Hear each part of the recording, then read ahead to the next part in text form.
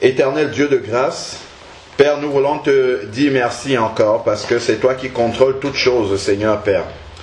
Merci encore pour ces moments, Seigneur Dieu, que tu nous donnes de venir à tes pieds comme s'asseyait Marie, Seigneur Père, pour pouvoir encore, Seigneur Dieu, recevoir cette parole qui est esprit et vie, cette parole, Seigneur Dieu, qui nous a redonné la vue et qui nous donne la vie, Seigneur Père.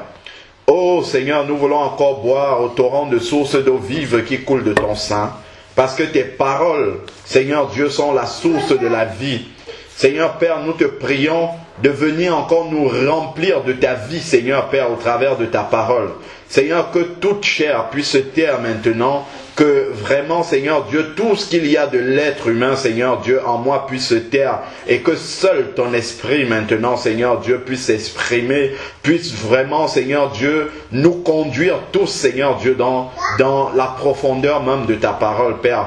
Que vraiment nous nous taisions et que nous écoutions, Seigneur Dieu, ce que tu veux partager, ce que tu veux nous donner encore, Seigneur, ce soir, et que cela puisse encore, Seigneur Dieu, nous faire grandir, Seigneur Dieu, dans la foi, et que nous nous consacrions encore, Seigneur Dieu, davantage à toi. Père, je veux te bénir encore, je veux te remettre tous mes bien-aimés, Seigneur Dieu, qui suivent ce message, Seigneur Père, et ceux qui écouteront entre tes mains, que ton Esprit Saint puisse être au contrôle pour donner le discernement à chacun, Seigneur Père. Merci encore, Seigneur Dieu Tout-Puissant, au nom de Jésus-Christ. Amen.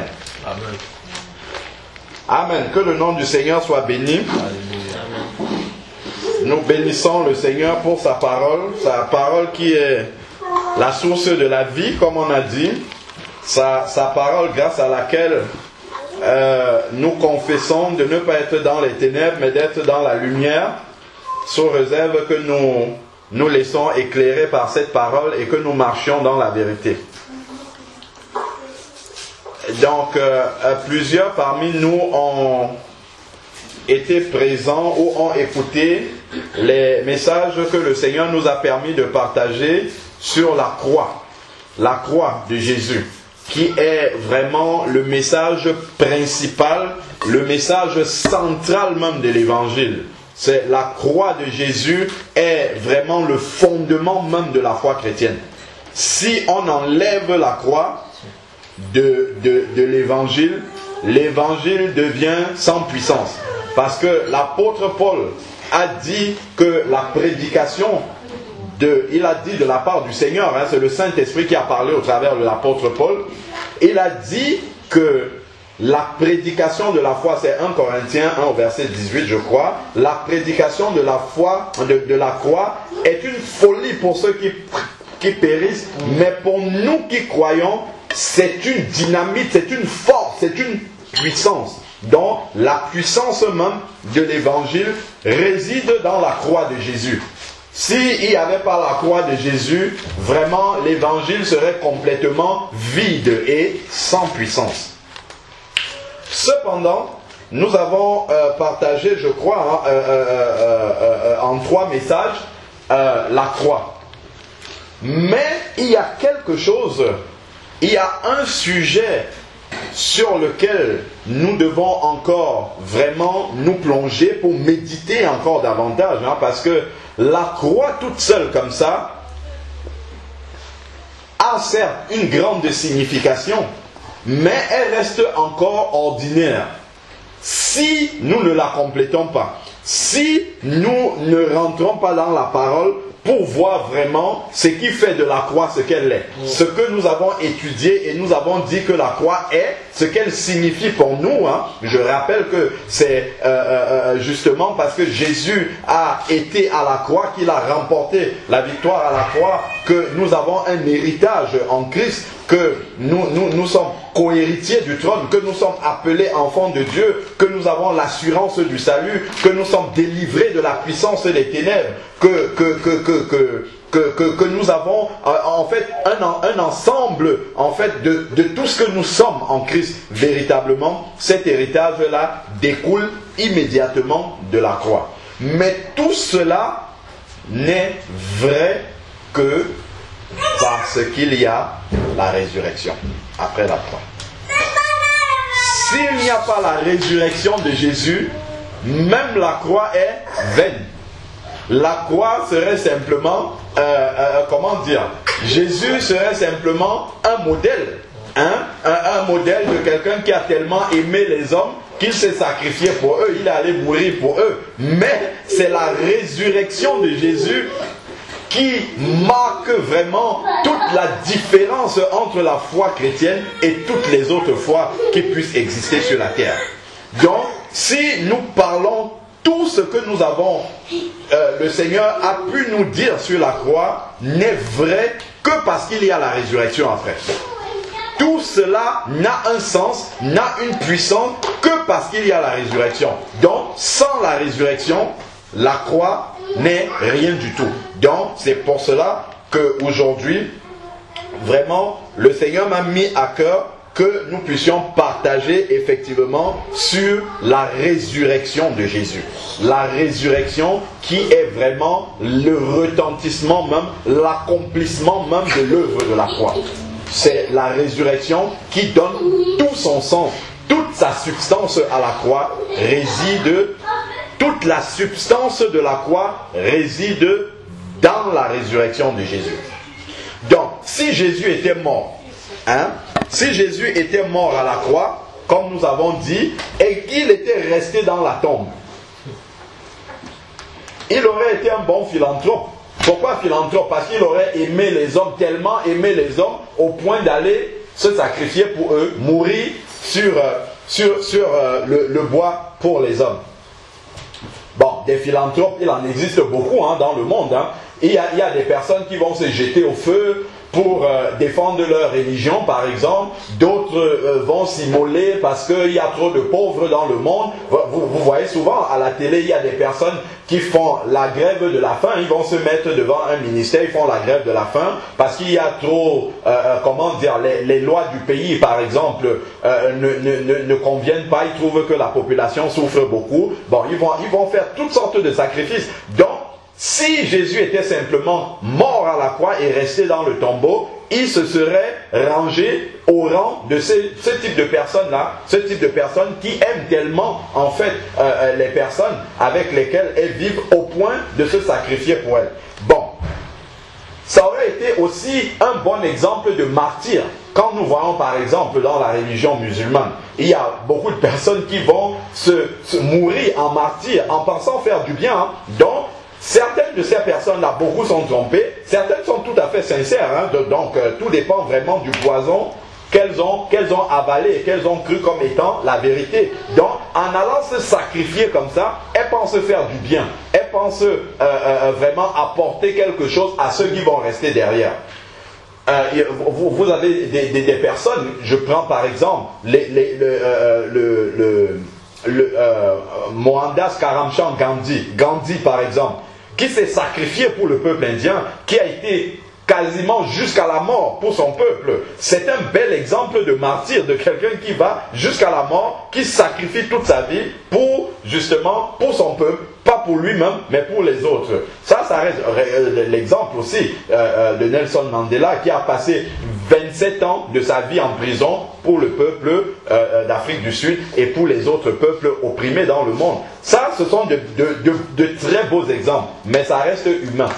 Ça reste humain. Et si justement il n'y avait pas la résurrection, Jésus serait considéré comme toutes ces grandes figures-là de l'humanité qui ont donné de belles leçons en fait d'humanisme,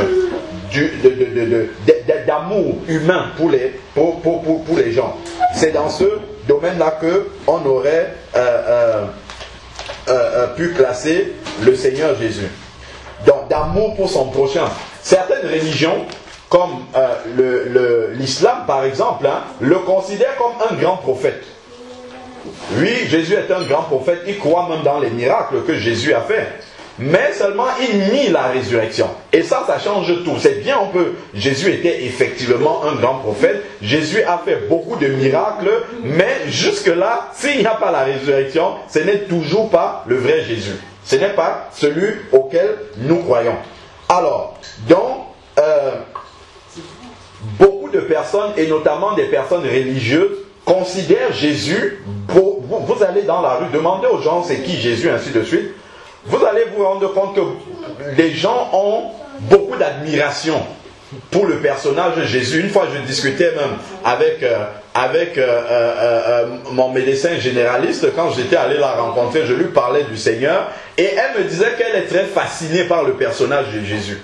Très fascinée. Quand elle lit sur Jésus, elle est émerveillée par ce qu'il a fait, par ce qu'il a dit, par ses paroles et tout, mais elle ne croit pas. C'est-à-dire que sa vie n'est pas conforme à l'enseignement de Jésus. On dit que ce sont de belles paroles. Je me rappelle encore de ce témoignage d'un frère qui était dans une, comment ça s'appelle, dans une brocante, hein, où on vend des objets de récupération, ainsi de suite. Et il se promenait dans la brocante et il est tombé sur un stand de quelqu'un qui vendait des Bibles. Et il était très content, il est parti vers la dame. Il lui dit, alors, waouh, c'est bien, vous vendez des Bibles, c'est vraiment important et tout. Et la dame lui dit, vous n'en voudrez pas une, est-ce que vous en voulez une et tout? C'est bien d'avoir une Bible à la maison. Et alors, le frère, il demande à la sœur, mais pourquoi c'est bien? Elle dit, mais c'est un livre très riche, hein, il y a beaucoup d'enseignements là-dedans, c'est très bien pour, psychologiquement, il y a des... Mais après, quand il creuse un peu, il dit à cette dame-là que c'est bien d'avoir une Bible, mais la Bible, ce n'est pas seulement un beau livre qu'il faut lire, il faut l'appliquer, il faut marcher selon ce qui est écrit dans la Bible. Il ne suffit pas simplement de croire intellectuellement à ce qui est écrit dans la Bible, ou bien d'avoir de l'admiration pour les paroles que Jésus a prononcées. Et justement, les gens qui sont dans les religions, qui croient que Jésus était quelqu'un d'extraordinaire, d'exceptionnel même, en restent justement à une conviction juste intellectuelle. Donc, acceptent tout ce que Jésus a fait, mais ça n'a aucune incidence dans leur vie. Les paroles de Jésus n'ont aucun retentissement pratique dans leur vie.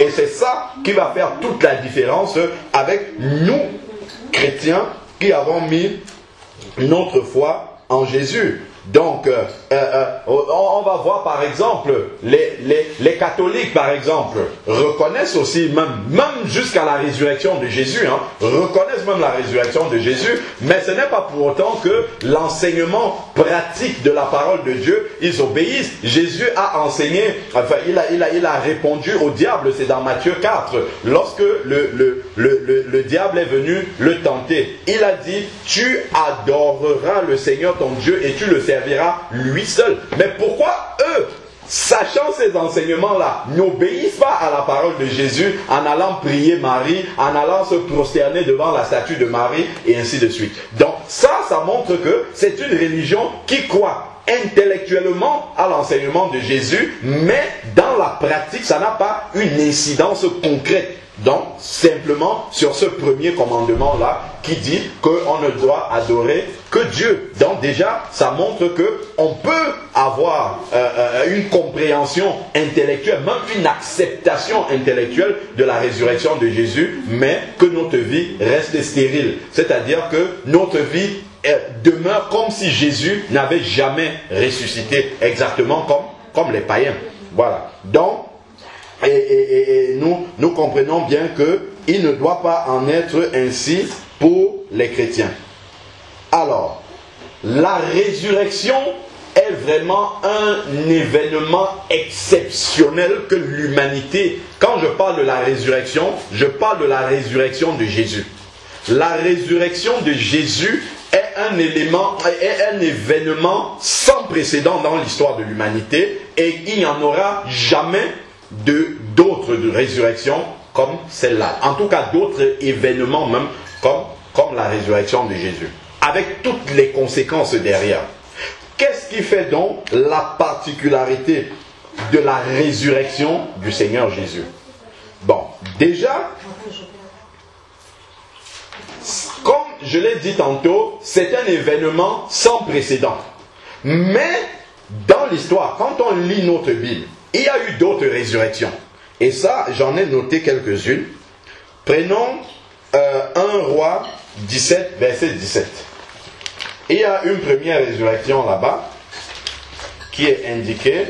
1 Roi 17, 17. 1 Roi chapitre 17, verset 17. Alors, il nous est dit, après ces événements, le fils de la femme, maîtresse de maison, tomba malade. Et sa maladie fut si violente qu'il ne resta plus en lui de respiration. Elle dit alors, donc il ne resta plus de respiration, c'est-à-dire que l'enfant était mort. Alors, verset 18. Elle dit alors à Élie, qu'ai-je à faire avec toi, homme de Dieu? Es-tu venu chez moi pour rappeler le souvenir de ma faute et pour faire mourir mon fils, dont son fils était mort? Il lui répondit, donne-moi ton fils. Il le prit du sein de sa mère, de la femme, le monta dans la chambre haute où il habitait et le coucha sur son lit. Puis il invoqua l'Éternel et dit, Éternel mon Dieu, est-ce que tu causerais du mal même à cette veuve dont je suis l'hôte? C'est-à-dire, il était reçu par cette veuve-là. En faisant mourir son fils, il s'étendit 3 fois de tout son long. Il s'étendit 3 fois de tout son long sur l'enfant, invoqua l'Éternel et dit, Éternel mon Dieu, je t'en prie, que le souffle de cet enfant revienne en lui. L'Éternel écouta la voix d'Élie. Le souffle de l'enfant revint en lui et il reprit vie. Élie prit l'enfant, le descendit de la chambre haute dans la maison et le donna à sa mère. Élie dit, vois ton fils est vivant.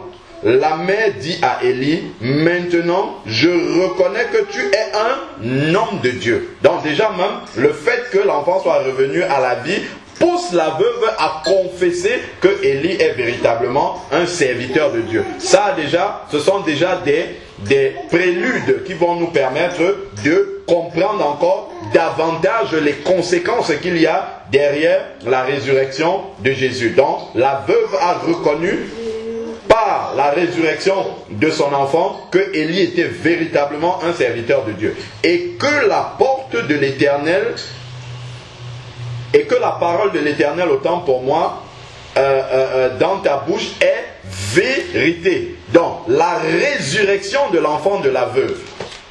Pour elle, pour la veuve, elle considère, parce que par la prière d'Élie, son enfant est revenu à la vie, que c'est un serviteur de Dieu, véritablement, ça c'est un. Et puis, de deux, que la parole qui sort de sa bouche est la vérité. Notons-le déjà bien. Donc, il y a déjà eu des résurrections dans la Bible avant la résurrection de Jésus.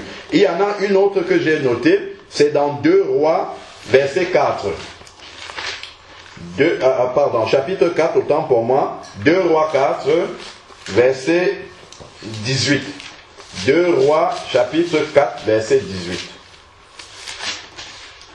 Alors, l'enfant grandit. Un jour qu'il était sorti vers son père, auprès des moissonneurs, il dit à son père, ma tête.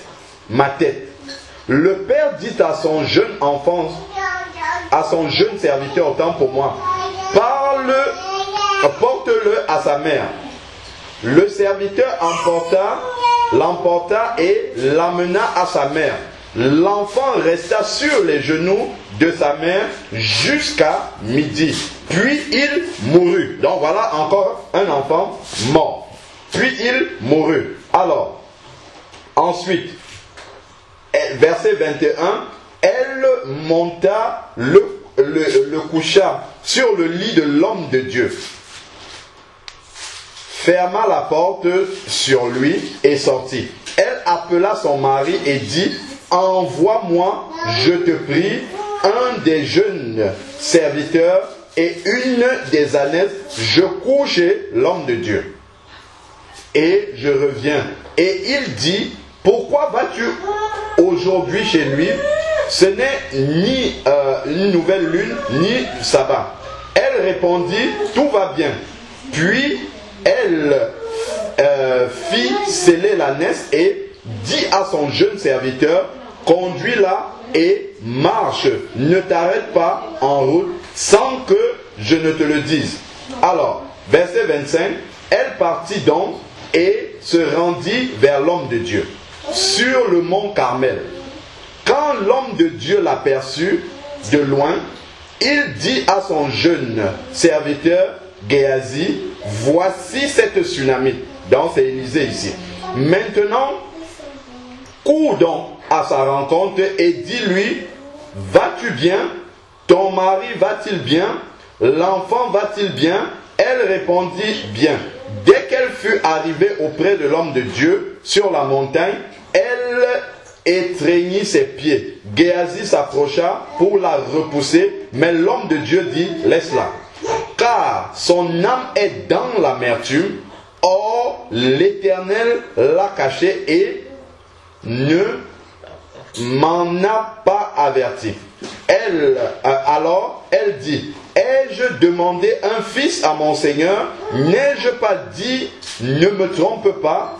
Élisée dit à Géasi, mets une ceinture à tes reins, prends mon bâton dans ta main et pars. Si tu rencontres quelqu'un, ne le salue pas, et si quelqu'un te salue, ne lui réponds pas. Tu mettras mon bâton sur le visage du petit garçon. La mère du petit garçon dit, l'Éternel est vivant. Résurrection, encore, même chose. Chez Élie là-bas, la veuve avait reconnu que c'est un homme de Dieu. Ici, on n'a même pas encore parlé de résurrection, mais elle dit déjà, l'Éternel est vivant et ton âme est vivante. Je ne te quitterai pas. Alors il se leva et la servit. Géasi les avait dévancés et il avait mis le bâton sur le visage du petit garçon, mais il n'y eut ni voix ni signe d'attention. Il revint à la rencontre d'Élisée et le mit au courant en disant, le petit garçon ne s'est pas réveillé. Alors Élisée entra dans la maison, voici le petit garçon était mort, couché sur le lit. Élisée entra et ferma la porte sur eux pour prier l'Éternel. Il monta et se coucha sur l'enfant. Il mit sa bouche sur sa bouche, ses yeux sur ses yeux, ses mains sur ses mains. Il resta courbé sur lui et le corps de l'enfant se réchauffa. Résurrection. Élisée revint pour aller ça et là par la maison. Puis il remonta et se coucha sur l'enfant. Alors le garçon éternua 7 fois et ouvrit les yeux. Élisée appela Géasi et dit, appelle cette Sunamite. Géasi l'appela et elle vint vers Élisée qui dit, prends ton enfant. Elle alla se jeter à ses pieds, se prosterna contre terre, prit son enfant et sortit. Donc voilà encore un deuxième cas de résurrection. Bon, les autres je vais simplement les citer en donnant des versets, comme ça vous pourrez lire tranquillement à la maison. Alors, donc, il y a déjà eu le fils de la veuve qui est justement ressuscité. Le Seigneur a utilisé Élie pour cela. C'est 1 Roi 17 du verset 17 au verset 24. Ensuite, le fils de la Sunamite que le Seigneur a ramené à la vie par Élisée. Donc c'est 2 Rois chapitre 4 du verset 18 au verset 37. C'est ce qu'on vient de lire. Donc, si nous allons dans 2 Rois chapitre 13, donc c'est juste après là, c'est juste 2 versets, il y a un homme qui a été enterré et dont les os ont touché. On a jeté l'homme dans un trou dans la tombe et ses os ont touché les os d'Élisée qui était mort et puis l'homme est revenu à la vie. Ça on le voit dans 2 Rois 13 du verset 20 au verset 21. 2 Rois chapitre 13 du verset 20 au verset 21. Ensuite, donc, Si nous prenons Marc chapitre 5, du verset 22 au verset 24 et du verset 35 au verset 43, la parole nous parle de la résurrection de la fille de Jairus.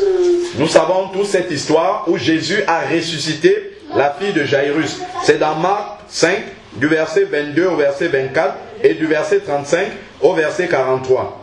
Ensuite, si nous prenons Luc chapitre 7, du verset 11 au verset 17.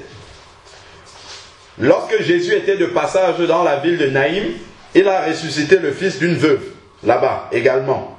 Ensuite, si nous prenons Jean 11, du verset 43 au verset 44, la Bible nous parle de la résurrection de Lazare. Ça, c'est Jésus qui a ressuscité Lazare. Ensuite, si nous regardons dans Matthieu 27, du verset 50 au verset 53, la Bible dit que lorsque Jésus est ressuscité, il y a des saints qui sont sortis des tombeaux. Peut-être ça c'est intéressant, on peut lire ça également. Parce que ça c'est un détail que souvent on ne mentionne pas beaucoup. Lorsque Jésus est ressuscité, il y a des saints qui sont ressuscités également. C'est Matthieu 27. Matthieu 27, du verset 50 à 53. Alors, Jésus poussa de nouveau un cri d'une voix forte et rendit l'esprit. Voici le voile du temple se déchira en deux, du haut en bas. La terre trembla, les rochers se fendirent. Voilà, verset 52. Les tombeaux s'ouvrirent et les corps de plusieurs saints qui étaient décédés ressuscitèrent. Donc il y a eu une résurrection au moment même où Jésus expirait. Donc, ils sortirent des tombeaux dans la ville sainte après la résurrection de Jésus. Ils sortirent des tombeaux et entraient dans la ville après la résurrection de Jésus. Donc voilà encore également des exemples de résurrection. Si nous prenons maintenant, donc il y a eu ces 4 résurrections au travers du ministère de Jésus. Si nous prenons Acte 9, du verset 36 au verset 42, il y a eu une résurrection également là-bas, par l'apôtre Pierre, qui avait prié pour Tabitha, Dorcas. Cette dame-là qui était très charitable, qui rendait beaucoup service autour d'elle, qui était morte, et par la prière de Pierre, le Seigneur a ramené Tabitha à la vie. C'est Acte 9 du verset 36 au verset 42. Je ne lis pas les versets pour gagner du temps. Ensuite, il y a dans Acte 20 du verset 7 au verset 12. Lorsque l'apôtre Paul était en train de prêcher et que sa prédication s'est prolongée pendant toute la nuit, il y a un jeune qui est tombé, c'est Éticus qui est tombé, et Paul a prié pour lui et il est revenu à la vie. C'est Acte 20 du verset 7 au verset 12. Voilà. Donc, tous ces passages nous montrent concrètement que il y a déjà eu des résurrections dans l'histoire de l'humanité qui sont rapportées dans la parole de Dieu.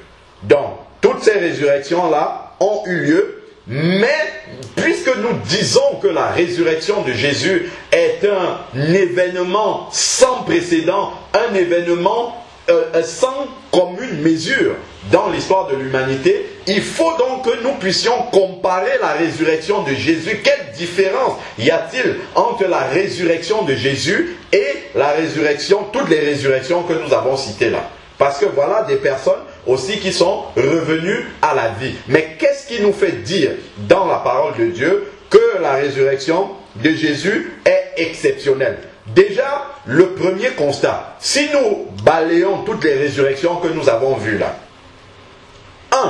le premier constat qu'on peut faire, c'est que toutes les personnes qui sont ressuscitées, il a fallu une intervention humaine. Il a fallu que Élie prie pour l'enfant de la veuve, il a fallu que Élisée prie pour l'enfant de la Sunamite, il a fallu que, justement, l'homme qui a été jeté dans la fosse, il a fallu que ses os aillent toucher les os d'Élisée pour qu'il revienne à la vie. plus les résurrections pendant le ministère de Jésus, il a fallu l'intervention de Jésus. Ensuite, Dorcas, c'était par la prière de l'apôtre Pierre, et Tychus, c'était par la prière de l'apôtre Paul. Donc, pour toutes ces résurrections-là, il a fallu une intervention humaine. Il a fallu que l'homme intervienne, qu'il y ait l'intercession, la prière d'un être humain pour que ces résurrections-là aient lieu. Ça, c'est le premier constat. Après, on va comparer avec la résurrection de Jésus. Ensuite, maintenant, toutes les personnes que nous avons citées là, qui sont revenues à la vie, elles sont toutes mortes après. On est bien d'accord. Toutes ces personnes-là, sans aucune exception, sont mortes après être revenues à la vie. Ensuite, maintenant, il y a quelque chose de particulier aussi dans ces résurrections-là, c'est que toutes les résurrections qu'on a vues sont arrivées de façon inattendue. C'était spontanément comme ça. Dieu a répondu à une prière. Ce n'était pas quelque chose qui était prévu d'avance. Mais c'est quelque chose qui est arrivé spontanément. Les hommes de Dieu, les serviteurs du Seigneur, se sont retrouvés devant ce cas-là. Ce n'était pas un cas qu'ils avaient prémédité, qu'ils avaient prévu d'avance. Mais se retrouvant devant ce cas-là, ils ont invoqué le Seigneur et le Seigneur a répondu à ces prières-là. Maintenant, prenons la résurrection de Jésus. Là, on va lire la parole de Dieu dans Acte 2 au verset 32. Acte 2, verset 32. Acte 2, verset 32 nous dit quelque chose de très important. C'est l'apôtre Pierre, le jour de la Pentecôte. Justement, regardons que le premier message de l'Église, le jour de la Pentecôte, par l'apôtre Pierre, il prêche sur la résurrection de Jésus. Ça, c'est très important. Ça nous montre déjà à quel point, justement, la résurrection de Jésus est capitale pour la foi chrétienne. Alors, dans verset 32, Acte 2, 32 nous dit, il a prévu par ses paroles la résurrection du Christ qui, en effet, n'a pas été abandonné dans le séjour des morts et dont la chair n'a point... pardon, là je lisais le 31. Non, verset 32, autant pour moi. Acte 2, 32.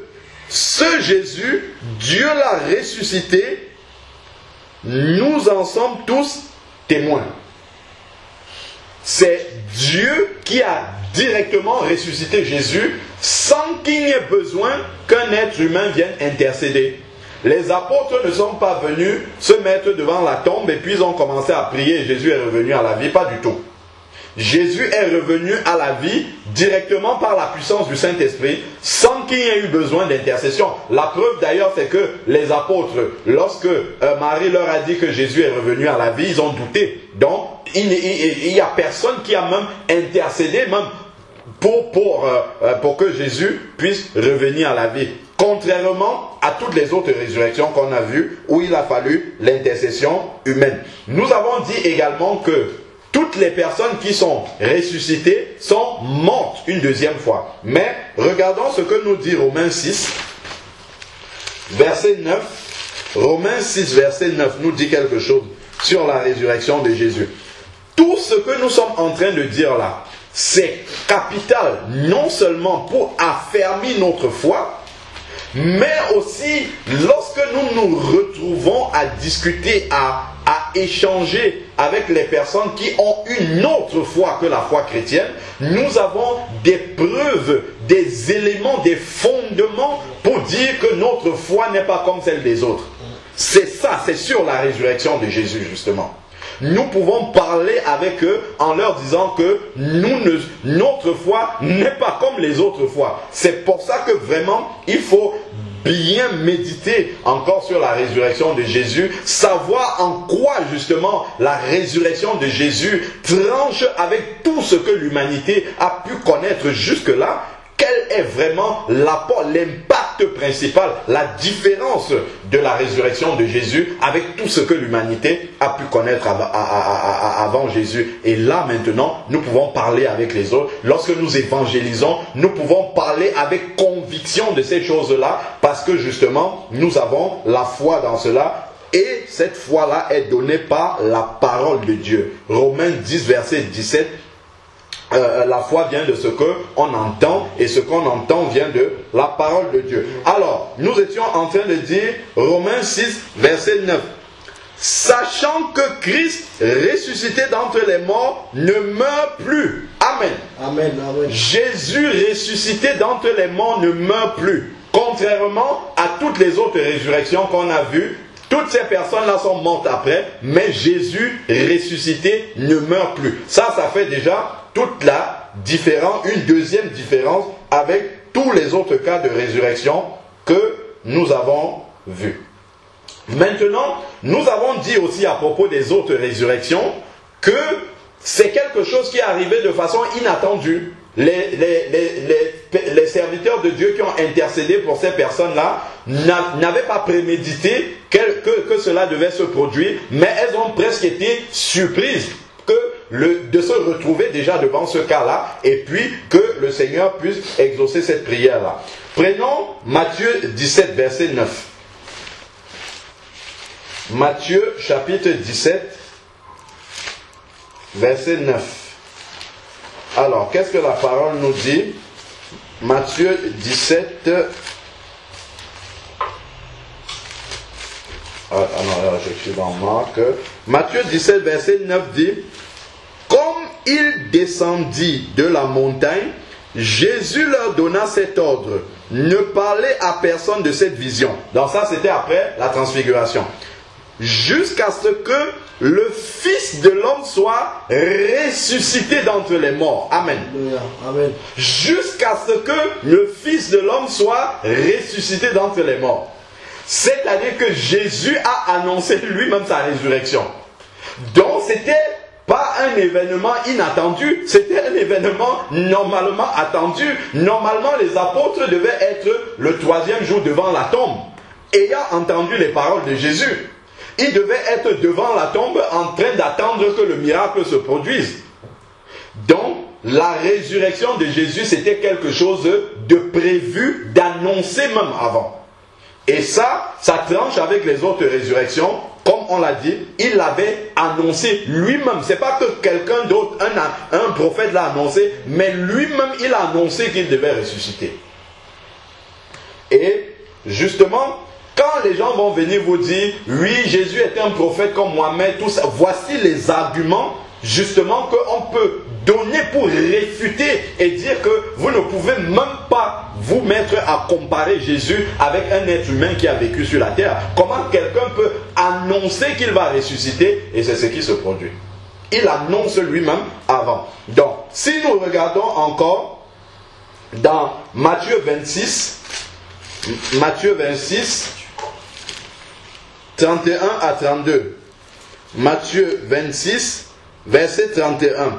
Alors Jésus leur dit: je serai pour vous tous cette nuit une occasion de chute, car il est écrit: je frapperai le berger et les brebis du troupeau seront dispersées. Mais, verset 32, après ma résurrection, gloire à Dieu, il a annoncé lui-même. C'est-à-dire qu'on aurait dit, l'artiste, souvent je me demande, mais comment les gens n'arrivent pas à croire que Jésus est Dieu, qu'il est le Père même en même temps, qu'il peut parler avec lui-même. Mais il annonce sa propre résurrection. Comment quelqu'un peut annoncer sa propre résurrection? Ce n'est pas un être humain, Jésus. Jésus, c'est Dieu incarné dans la chair d'un être humain. Ce n'est pas un être humain. Comment il peut dire, après ma résurrection, il parle de quelque chose de surnaturel comme ça, de façon ordinaire. Parce que pour lui, donner la vie ou bien reprendre la vie, c'est quelque chose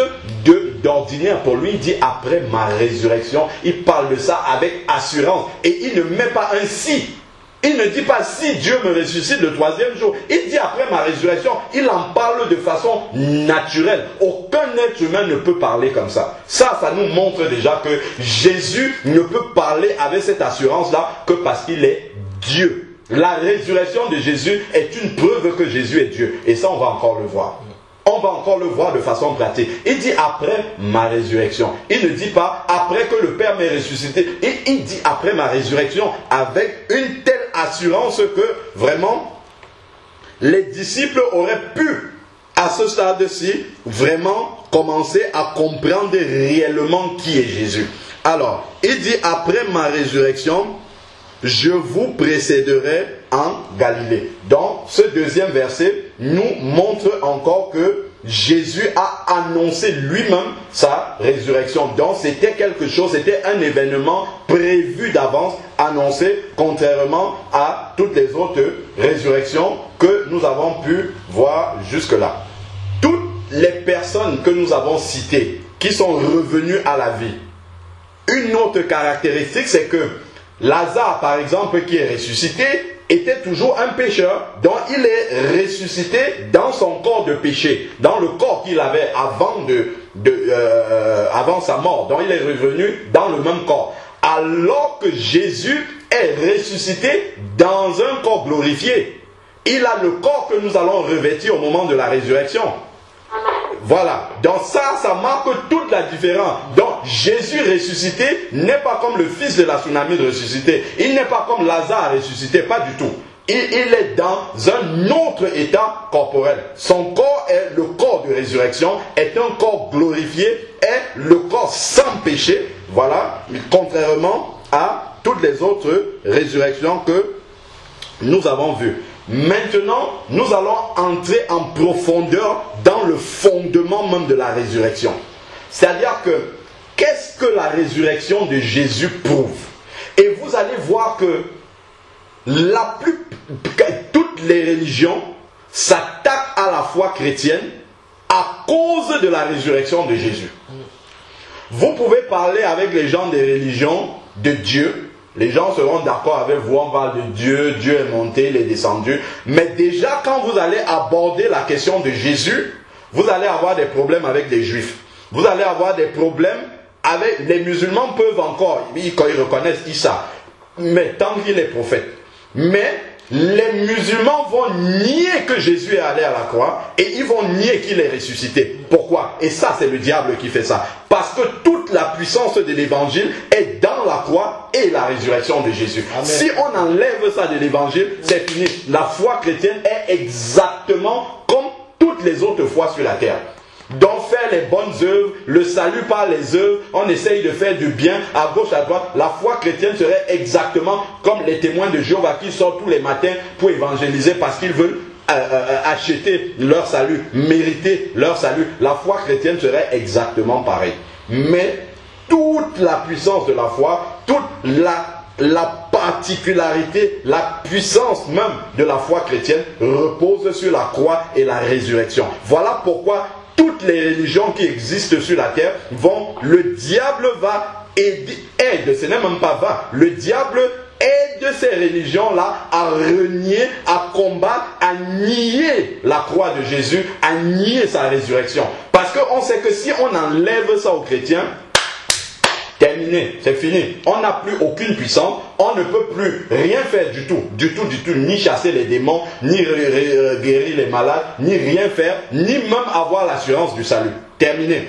Donc, ça, si je le mentionne, par le Saint-Esprit, c'est vraiment pour que jamais dans une discussion avec quelqu'un, jamais dans une prise de position, il ne faut négocier la question de Jésus. Jamais, jamais Jésus est ressuscité, jamais n'allez vous compromettre sur cette question-là. Même si on met votre tête sur le bûcher, on dit on va couper pour dire que Jésus n'est pas ressuscité, dites coupez ma tête. C'est ce que les premiers chrétiens, c'est par là qu'ils sont passés.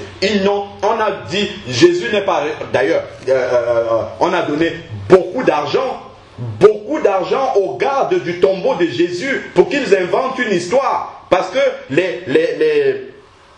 toujours, Satan, mettant ces pensées-là dans le cœur des autorités, disait, lui, ses disciples vont venir prendre son corps pour dire qu'il est ressuscité. Eux, ils le faisaient comme ça, de façon tout à fait naïve. Mais en réalité, ça, c'était le plan du diable. Et le diable a réussi à séduire toutes les religions de ce monde entier pour qu'elles régnient comme les autorités romaines de l'époque ont régné la résurrection de Jésus, ont même voulu acheter les gardes pour que les gardes fassent des faux témoignages et que les gens ne croient pas dans la résurrection de Jésus. Ça, c'est le plan du diable, ça. Parce que le diable sait que si les gens nient la résurrection de Jésus, c'est terminé. Il n'y a pas de salut pour l'humanité. Tout le salut de l'humanité repose sur la résurrection de Jésus. S'il n'y a pas la résurrection, terminé, personne n'est sauvé. Nous allons tous en enfer avec le diable. Et il est content. Et c'est pour ça justement que vous allez voir dans toutes ces religions-là qui existent, jamais, oui, Jésus c'était un grand homme, il a fait beaucoup de miracles, mais pas de croix, pas de résurrection. Pas du tout. Du tout, du tout. Et c'est ça qui prouve que c'est le diable qui est à l'origine de ces religions-là. Amen. Et c'est quand nous entrons dans la profondeur vraiment de la méditation sur la résurrection de Jésus et ce que ça prouve dans la parole de Dieu, c'est là qu'on comprend véritablement pourquoi la résurrection de Jésus est aussi niée comme ça et rejetée par toutes les religions. Alors, première chose, déjà, quand le fils de la veuve est revenu à la vie, qu'est-ce que la dame a dit à Élie? Elle a dit que c'est quelqu'un qui a les paroles de la vérité. Déjà, les paroles de la vérité. Simplement parce qu'elle avait observé un homme de Dieu prier et Dieu ramène son fils à la vie. Prenons 1 Corinthiens 15 qui parle justement des résurrections. 1 Corinthiens chapitre 15 du verset 3 au verset 4. 1 Corinthiens 15, verset 3.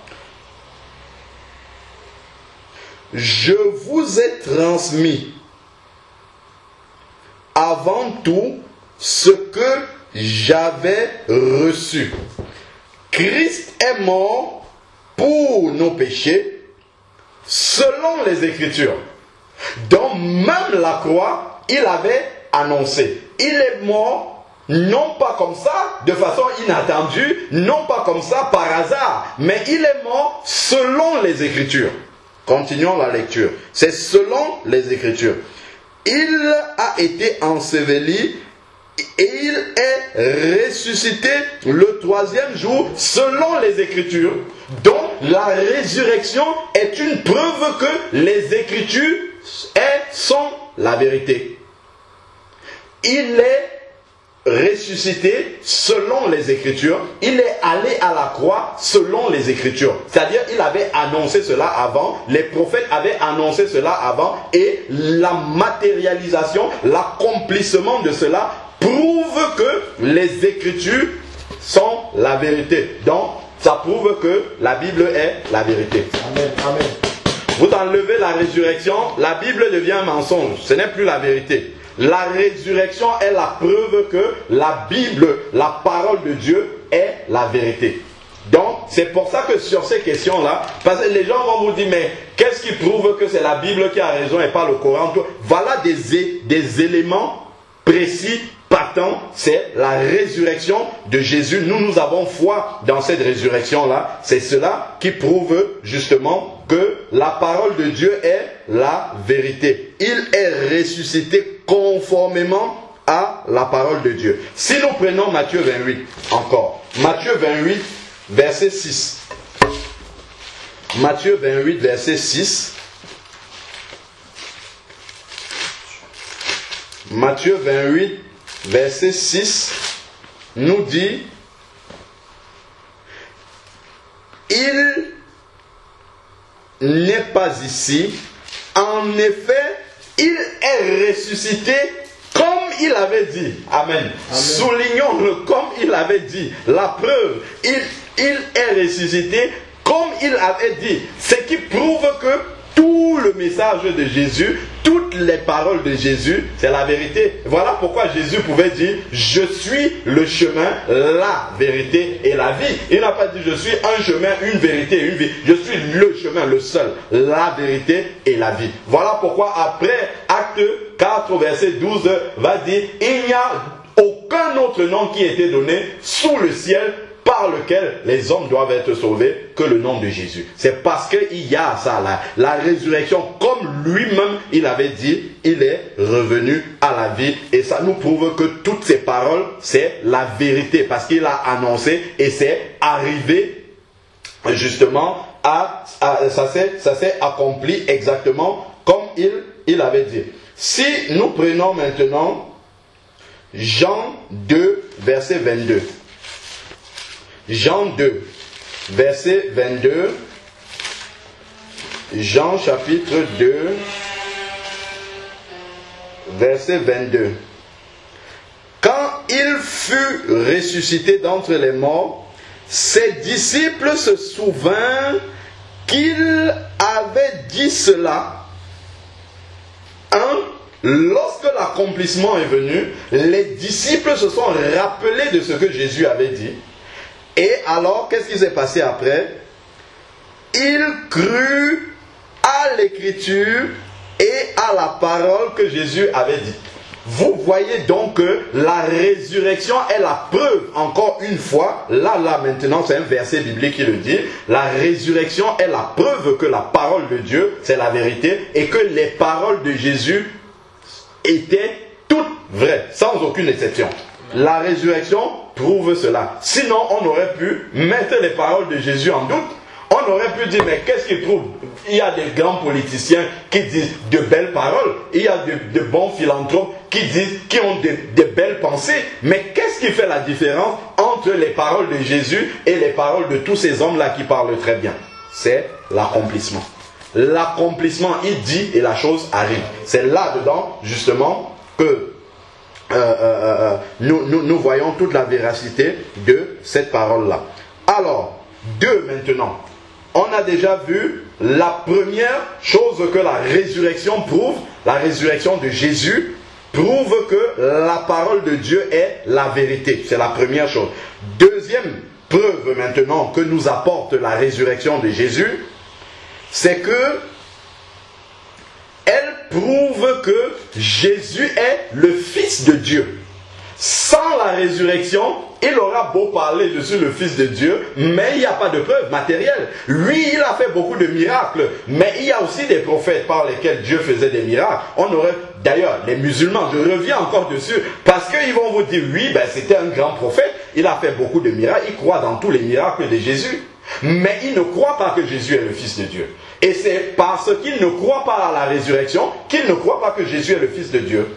Mais ça, ce sont des fondements même de la foi chrétienne que les chrétiens doivent connaître au bout des doigts. Quand nous discutons, quand nous parlons de notre foi avec les gens, nous devons avoir des certitudes là-dessus. C'est-à-dire une assurance ferme par rapport à ces choses-là. Et ça, cette assurance-là nous vient de la parole de Dieu, de la méditation de la parole de Dieu, de la compréhension justement de la parole de Dieu et de la révélation même profonde sur la résurrection de Jésus que nous sommes en train d'étudier. Donc, la résurrection prouve que Jésus est le Fils de Dieu. Prenons Jean 5, verset 18. Jean chapitre 5,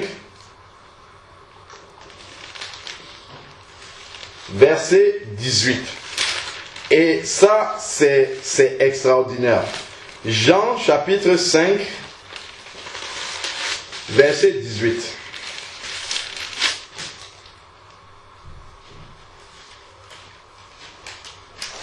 Alors, Jean chapitre 5, verset 18.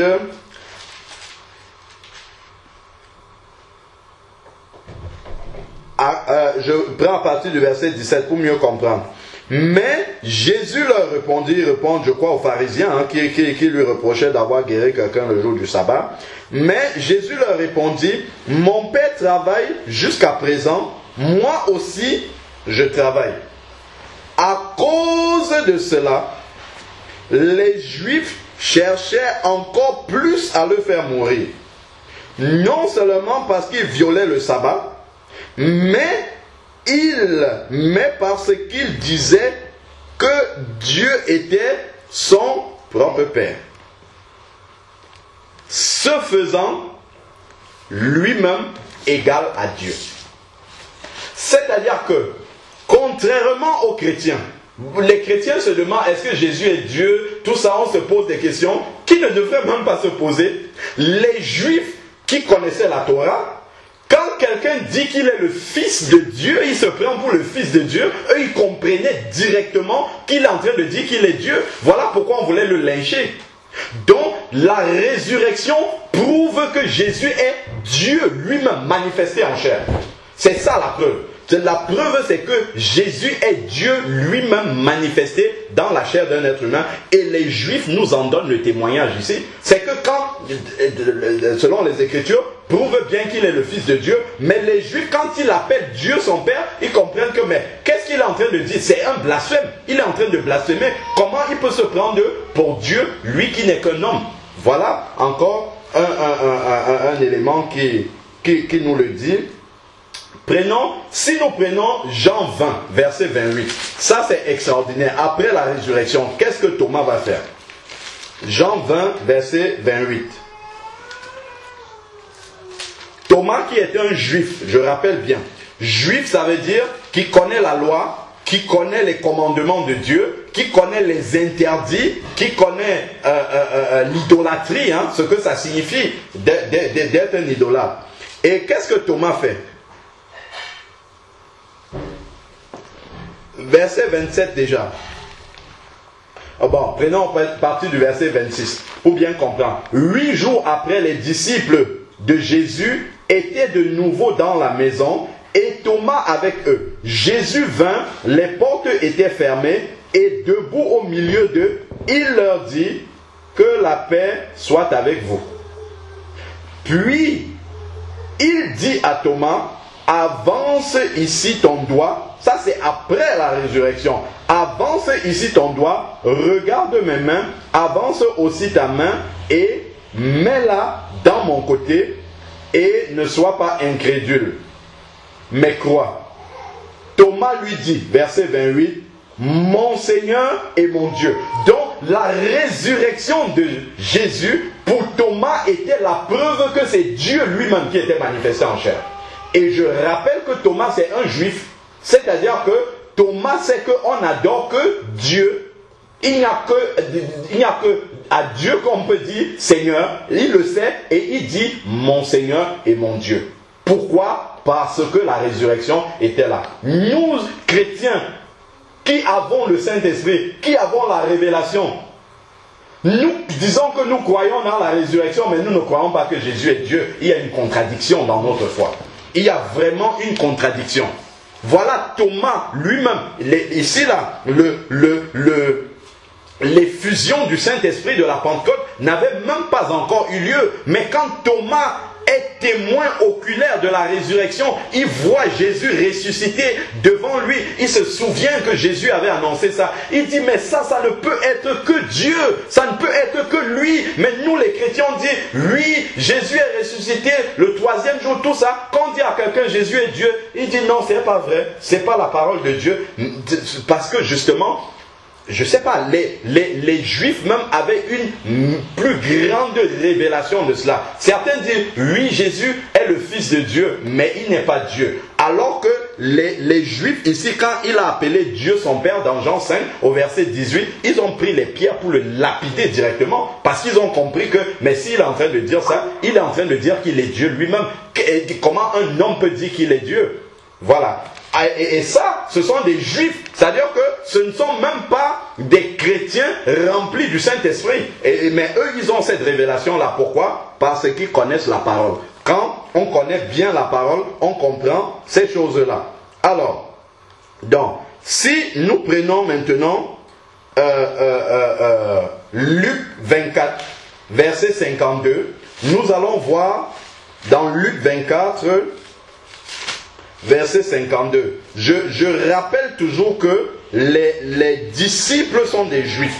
Donc, ce sont des personnes qui connaissent bien les interdits de la parole, de la loi, de la Torah. Prenons Luc 24, verset 52.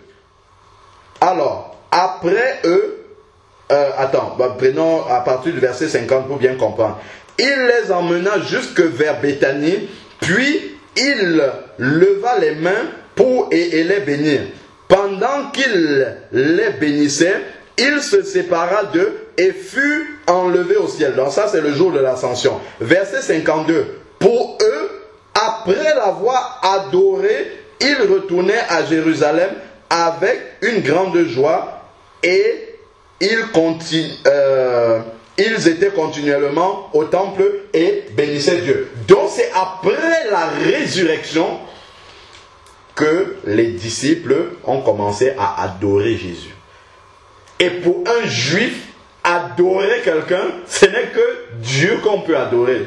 Donc c'est quand la résurrection s'est manifestée que là, ils ont dit oui, ça c'est quelqu'un qu'on doit adorer. On peut se prosterner devant lui pour l'adorer véritablement. Et ça c'est important. Vous enlevez, nous enlevons la résurrection et il n'y a plus toutes ces preuves-là. C'est fini, tout ça, ça s'écroule directement. Toute la foi chrétienne s'écroule et devient comme toute autre foi. Donc, si on lit dans Matthieu 4, verset 10, quand le Seigneur a répondu au diable, tu adoreras le Seigneur, ton Dieu, et tu le serviras lui seul. Donc, la preuve encore biblique que c'est seulement Dieu qu'on peut adorer. Et les apôtres l'ont adoré. C'est écrit noir sur blanc qu'ils ont adoré Jésus. Donc, ils ont reconnu Jésus comme étant Dieu incarné dans la chair humaine.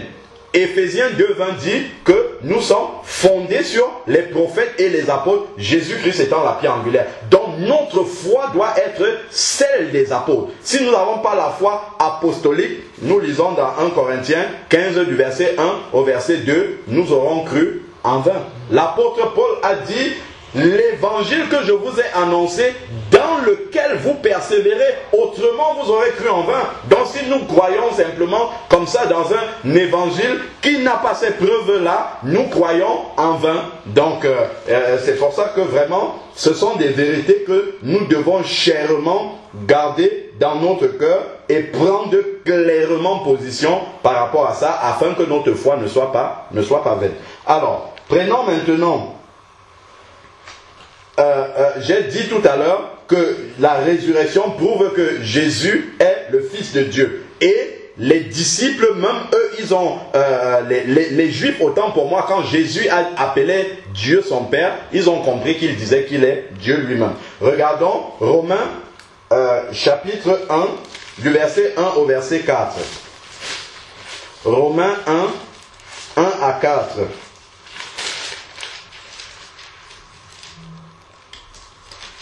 Romains chapitre 1, du verset 1 au verset 4. Paul, serviteur de Christ Jésus, appelé à être apôtre mis à part pour l'évangile de Dieu. Cet évangile, Dieu l'avait promis auparavant par ses prophètes dans les Saintes Écritures.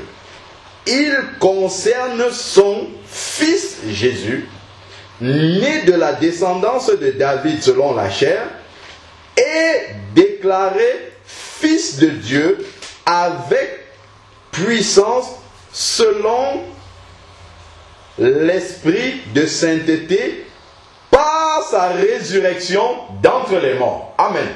C'est par sa résurrection d'entre les morts que nous avons la preuve que Jésus est le Fils de Dieu. Donc, je relis encore le verset 4, Romains 1, verset 4, et déclaré Fils de Dieu avec puissance selon l'esprit de sainteté par sa résurrection d'entre les morts. Donc, la résurrection d'entre les morts prouve que Jésus est le Fils de Dieu. Et je répète encore Jean 5, verset 18, lorsque Jésus a appelé Dieu son Père, les Juifs, eux, ils ont compris qu'il déclarait qu'il est Dieu. Donc, la résurrection est la preuve que Jésus est Dieu incarné dans la chair humaine qui est venu vivre au milieu des hommes. D'ailleurs, son nom Emmanuel ne veut dire que Dieu parmi les hommes. Tout simplement. Alors, continuons maintenant. Et tout cela repose sur la résurrection. Si nous allons lire dans Matthieu 16, du verset 13 au verset 18. Je ne vais pas lire, je vais juste nous résumer ce passage-là. Et puis nous allons comprendre vraiment la profondeur qu'il y a dedans. Matthieu chapitre 16, du verset 13 au verset 18. Lorsque Jésus demande à ses disciples, qui dit-on que je suis? Les uns disent que tu es Jean-Baptiste, que tu es Élie, que tu es un des prophètes, tu es Jérémie.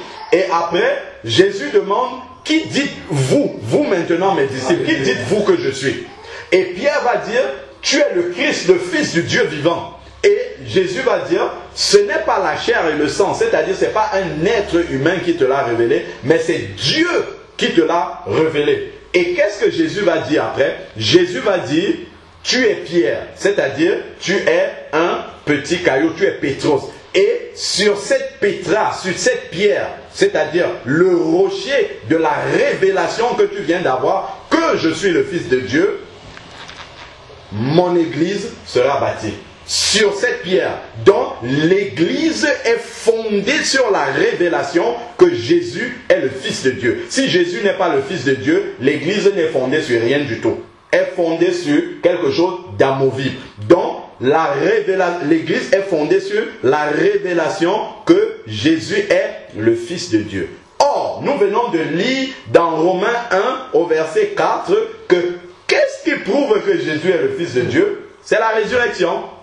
Donc, l'église est fondée sur la résurrection de Jésus. Amen, amen. Voilà. S'il n'y a pas de résurrection de Jésus, il n'y a pas d'église. Pas du tout, du tout, du tout. L'église est fondée sur la résurrection de Jésus. Donc, c'est ça même le fondement, le socle, comment dire, la fondation même de la foi chrétienne, c'est la résurrection de Jésus. Donc, jamais il ne faut aller négocier sur cette question-là avec quelqu'un, essayer de dire, oui, comme les musulmans disent, ah, c'est quelqu'un d'autre qui a été crucifié, on a cru que c'était Jésus. Tout. Non, non, non, non, non. Jamais, jamais négocier là-dessus. Si on nous enlève la résurrection de Jésus, c'est terminé. Nous pouvons manger et boire car demain, nous mourrons, comme l'apôtre Paul a dit.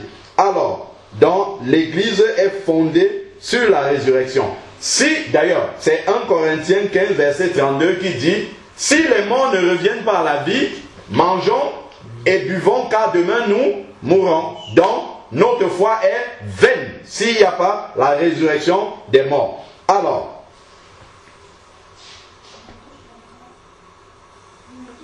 et comme je disais tantôt, c'est pour ça que le diable veut absolument renier la résurrection du Seigneur, parce que toute la puissance même de l'évangile repose là-dedans. Alors, troisième chose encore que j'ai noté que la résurrection de Jésus prouve, elle prouve que le sacrifice de Jésus a été accepté par le Père.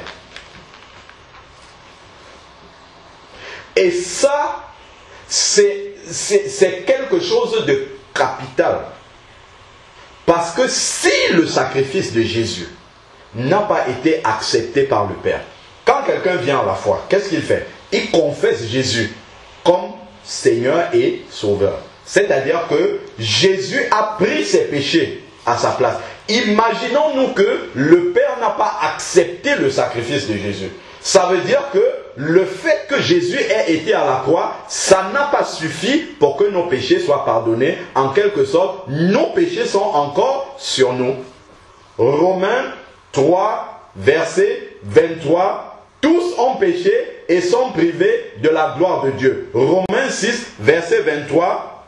Le salaire du péché, c'est la mort. C'est-à-dire que si Jésus n'est pas ressuscité, ça veut dire que nous sommes encore tous citoyens de l'enfer. Tout simplement. Ça veut dire que nous ne sommes pas sauvés si Jésus n'est pas ressuscité. Parce que c'est la résurrection qui prouve que le sacrifice de Jésus a été accepté pour le pardon de nos péchés.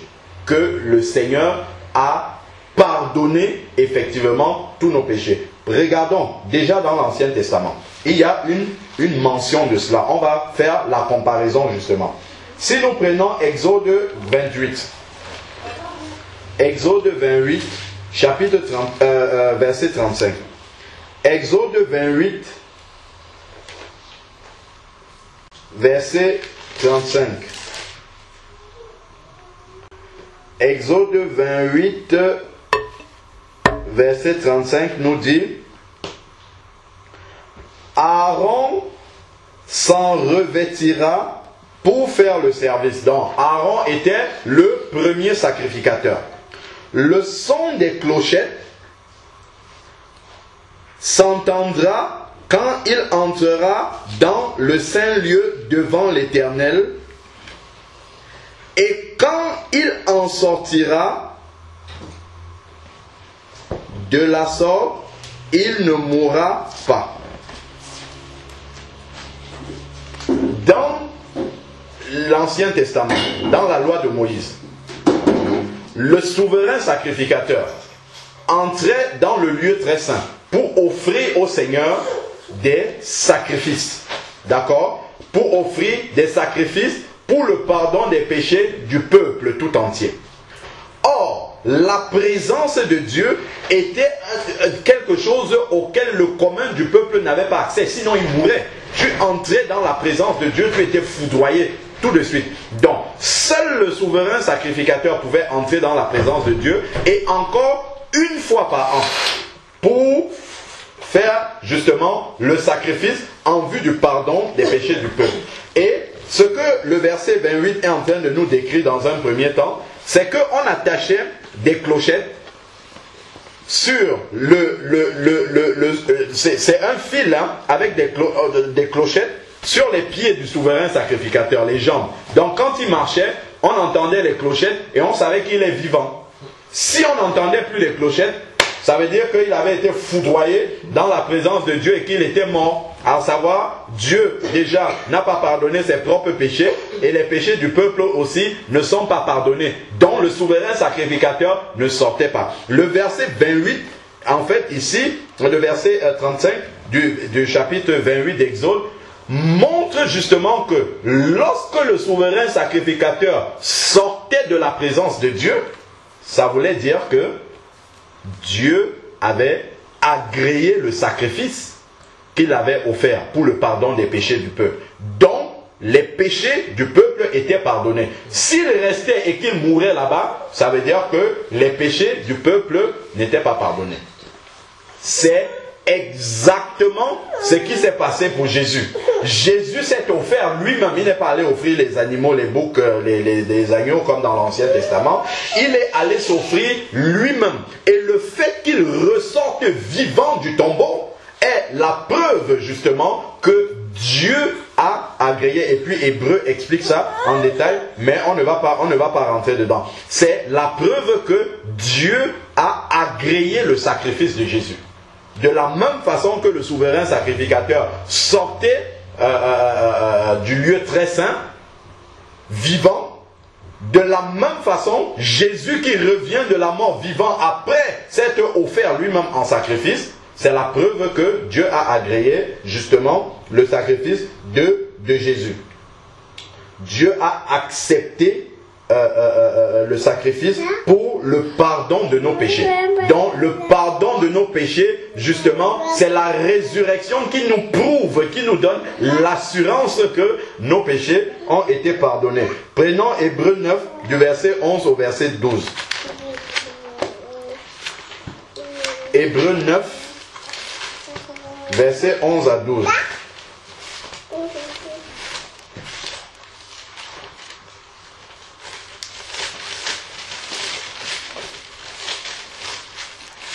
Hébreux 9, verset 11 au verset 12. Alors, il est dit, mais Christ est venu comme souverain sacrificateur. On a vu tout à l'heure, on a fait l'analogie avec le souverain sacrificateur dans l'ancienne alliance, pour comprendre. Parce que la Bible nous dit bien que la loi était l'ombre des choses à venir, mais la réalité est en Christ. Donc, Christ est venu comme souverain sacrificateur des biens à venir. Il a traversé le tabernacle plus grand et plus parfait qui n'est pas construit par les mains d'hommes.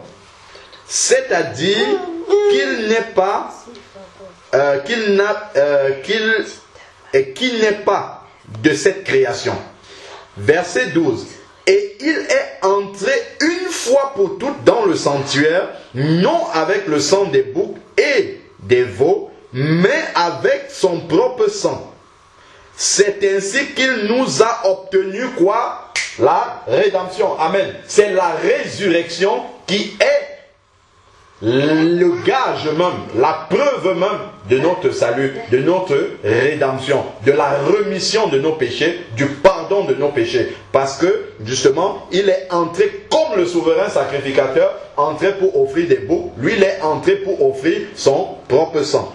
Et, alors, c'est ainsi qu'il nous a obtenu la rédemption éternelle. La rédemption éternelle, car si le sang des boucs et des taureaux, je suis au verset 13, et la cendre d'une génisse qu'on répand sur ceux qui sont souillés, les sanctifie de manière à purifier la chair, combien plus le sang du Christ, qui par l'Esprit éternel s'est offert lui-même sans tache à Dieu, purifiera-t-il notre conscience des œuvres mortes pour que nous servions le Dieu vivant? Amen. Donc, la résurrection de Jésus encore nous montre, est la preuve du salut que nous avons, de la rédemption, du pardon même de nos péchés. Voilà pourquoi vous allez voir, je prends encore l'exemple des musulmans, excusez-moi peut-être. Le musulman ne peut jamais, et d'ailleurs aucune autre religion, c'est même pas seulement l'islam, aucune religion sur la terre ici n'a l'assurance du salut étant vivant. Personne dans une religion ne peut vous dire, ici, là où je suis sauvé. Une fois j'étais en train de discuter avec mon collègue musulman. J'ai un collègue musulman, nous sommes dans le bureau.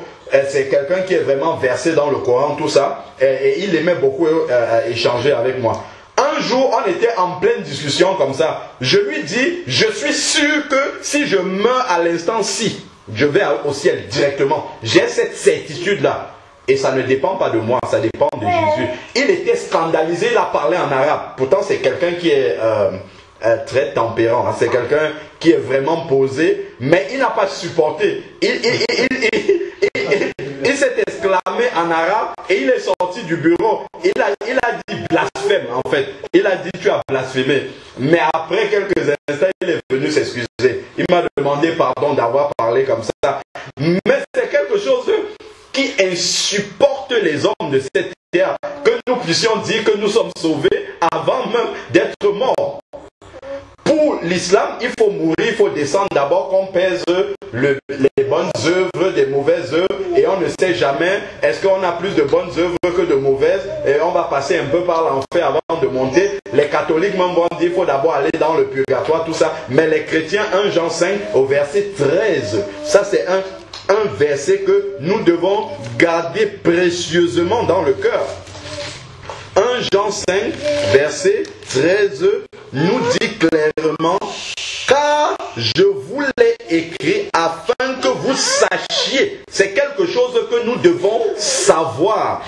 Afin que vous sachiez que vous avez, c'est pas vous allez avoir, vous avez la vie éternelle, vous qui croyez au nom du Fils de Dieu. Donc, tant que nous sommes dans la foi au Fils de Dieu, quand on parle de foi, ce n'est pas une foi intellectuelle. L'apôtre Paul va dire, c'est dans Acte 26, que partout à Damas, dans les lieux publics et dans les maisons, j'ai prêché quoi? La repentance, 1, la conversion à Jésus, 2, et ensuite la pratique des œuvres dignes de la repentance. Donc, notre foi est prouvée par notre manière de vivre. Notre changement de vie, c'est ça qui prouve que nous avons la foi. Et si nous avons la foi au Fils de Dieu, alors nous avons l'assurance d'avoir déjà la vie éternelle étant là sur la terre. Aucune religion ne peut dire ça. Et pourquoi nous pouvons dire que nous avons la vie éternelle alors que nous sommes encore ici sur la terre? À cause de la résurrection de Jésus. J'ai envie de dire, grâce à la résurrection de Jésus. Sans la résurrection de Jésus, on ne peut pas dire ça. On ne peut absolument pas dire qu'il faut attendre la mort pour voir ce que Dieu va dire. Mais comme Jésus est ressuscité et nous en avons la preuve et la foi dans ce que la parole de Dieu nous dit, nous pouvons confesser cela publiquement et dire, j'ai l'assurance de la vie éternelle. Je suis sauvé par Jésus. Voilà pourquoi nous confessons, lorsque nous nous convertissons, nous confessons Jésus comme notre sauveur. Et il ne peut être sauveur que parce qu'il est ressuscité d'entre les morts. Et que Dieu a agréé justement son sacrifice pour le pardon de nos péchés. Alors, si, voilà, une quatrième chose, une quatrième preuve qu'apporte la résurrection de Jésus, c'est que nous pouvons naître de nouveau. Nous pouvons tout recommencer. Sans la résurrection, personne ne peut naître de nouveau. Personne, du tout, du tout. Déjà, quand on plonge quelqu'un dans l'eau, qu'est-ce qu'on dit?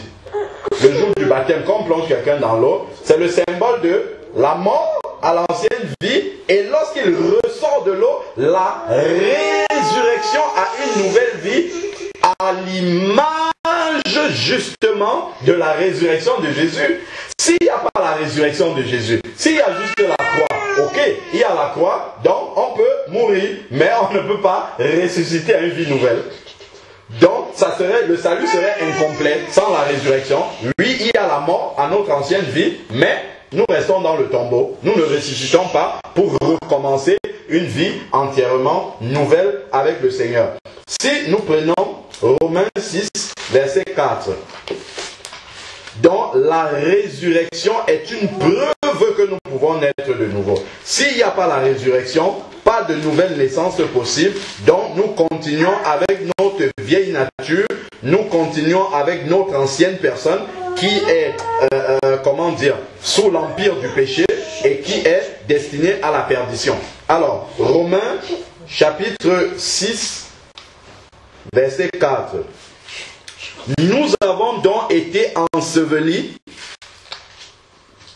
avec lui dans la mort par le baptême, afin que comme Christ est ressuscité d'entre les morts par la gloire du Père, de même nous aussi, nous marchions en nouveauté de vie. Donc c'est la résurrection qui peut nous amener justement, qui est la seule capable de nous amener à marcher en nouveauté de vie. D'ailleurs, d'expérimenter déjà cette nouvelle naissance qui passe par la mort de l'ancienne vie et maintenant de vivre une vie entièrement nouvelle, une vie sanctifiée, de recommencer tout à zéro, de repartir avec une ardoise de péché complètement vide, avec une robe totalement blanche. S'il n'y a pas la résurrection de Jésus, toutes ces promesses-là sont vaines. Donc voilà pourquoi vraiment nous devons méditer avec et garder chèrement et précieusement dans nos cœurs tout ce qui concerne la résurrection de Jésus. Colossiens 2, verset 11. Colossiens chapitre 2, verset 11. Colossiens 2, verset 11 à 12. En lui aussi, vous avez été circoncis d'une circoncision qui n'est pas faite par la main des hommes, c'est-à-dire le dépouillement du corps de chair, la circoncision du Christ. Verset 12. Enseveli avec lui par le baptême. Ça, c'est la mort de la croix. Vous êtes aussi ressuscités en lui et avec lui par la foi en la puissance de Dieu qui l'a ressuscité d'entre les morts. Donc, la résurrection est encore dans ce verset la preuve que nous pouvons revenir à une vie nouvelle après être passé par la mort à notre ancienne vie.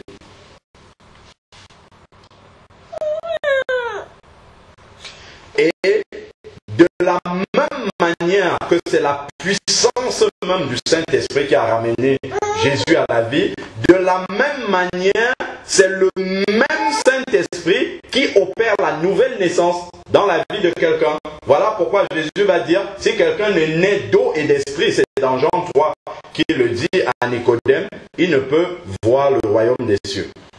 Donc, sans la nouvelle naissance, pas de salut, pas de royaume des cieux. Donc, sans la résurrection, pas de salut, pas de royaume des cieux. Donc, nous voyons à quel point la résurrection est vraiment capitale pour la foi chrétienne. Et apporte énormément d'éléments fondamentaux pour notre foi. Alors, une autre preuve que la résurrection apporte, elle prouve que nous allons aussi ressusciter. La résurrection de Jésus prouve que nous allons aussi ressusciter. Il est le premier en tout. Il a d'abord ressuscité afin que nous aussi, nous puissions ressusciter. Alors, prenons les preuves. Donc, la résurrection de Jésus est le gage que nous aussi, nous allons ressusciter. Prenons Jean 6, verset 40. Jean chapitre 6, verset 40. Jésus va dire, Jean 6, verset 40. Voici en effet la volonté de mon Père, que quiconque voit le Fils et croit en lui ait la vie éternelle, et je le ressusciterai le dernier jour. Pourquoi Jésus peut parler comme ça? Pourquoi Jésus peut dire qu'il ressuscitera quelqu'un le dernier jour? Parce que lui-même d'abord va ressusciter. Lui-même déjà, parce que si lui déjà ne ressuscite pas, il ne pourra ressusciter, ramener à la vie personne. Donc ça, c'est la preuve, justement, le gage, l'assurance que nous-mêmes nous allons ressusciter. Si nous prenons le verset 43, Jésus leur répondit, ne murmurez pas entre vous, nul ne peut venir à moi si le Père qui m'a envoyé ne l'attire, et je le ressusciterai le dernier jour. Voilà encore Jésus qui nous le dit. Si nous prenons l'enlèvement, même l'enlèvement de l'Église est garanti, assuré par la résurrection de Jésus. Sans la résurrection de Jésus, ce n'est même pas la peine d'espérer que nous serons enlevés un jour. Si nous prenons 1 Thessaloniciens chapitre 4, qui parle justement de l'enlèvement de l'Église, versets 13 à 14, qu'est-ce qu'il est dit? Nous ne voulons pas, frères, que vous soyez dans l'ignorance au sujet de ceux qui dorment. Ça, ce sont les chrétiens qui sont morts. On dit juste qu'ils dorment. Parce que, en fait, celui qui dort est appelé à se réveiller d'une minute à l'autre, donc à revenir à la vie. Donc, ceux qui dorment. Afin que vous ne vous attristiez pas comme les autres qui n'ont pas l'espérance. Verset 14. En effet, si nous croyons que Jésus est mort et qu'il est ressuscité. Donc, si nous ne croyons pas que Jésus est ressuscité d'entre les morts, ce n'est même pas la peine d'attendre l'enlèvement. Parce que l'enlèvement dépend de la résurrection. C'est la résurrection qui assure effectivement que l'enlèvement de l'Église va avoir lieu. Alors, nous croyons aussi, parce que nous croyons dans la mort et la résurrection de Jésus, nous croyons aussi que Dieu ramènera aussi par Jésus et avec lui ceux qui sont endormis. Voilà. Donc, c'est la résurrection de Jésus qui nous donne la preuve effectivement que nous reviendrons aussi à la vie. Et nous avons lu tout à l'heure dans 1 Corinthiens 15 au verset 32, l'apôtre Paul a dit, si les morts ne ressuscitent pas, alors notre foi est vaine. Mangeons et buvons, car demain nous allons mourir. Donc si on enlève la résurrection de la foi chrétienne, ce n'est même plus la peine de croire. Retournons dans le monde et faisons tout ce qui nous vient au cœur, parce que demain nous allons mourir. Quand il parle de mourir, c'est pas juste la mort physique, hein. C'est d'aller dans les temps de feu éternel. C'est ça qu'il veut dire. Donc, la résurrection est ce qui nous garantit justement l'enlèvement. À condition, bien entendu, de garder la foi. Si on finit par Romains 8, du verset 10 au verset 11. Romains 8,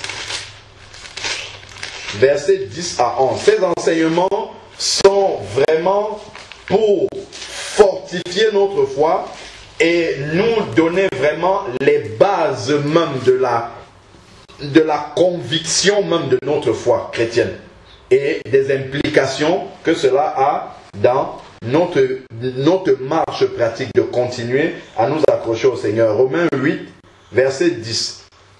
Il dit, on peut commencer au verset 9. Pour vous, vous n'êtes plus sous l'emprise de la chair, mais sous celle de l'esprit. Si, du moins, l'esprit de Dieu habite en vous. Si quelqu'un n'a pas l'esprit de Christ, il ne lui appartient pas. Verset 10. Et si Christ est en vous, le corps, il est vrai, est mort à cause du péché, mais l'esprit est vie à cause de la justice.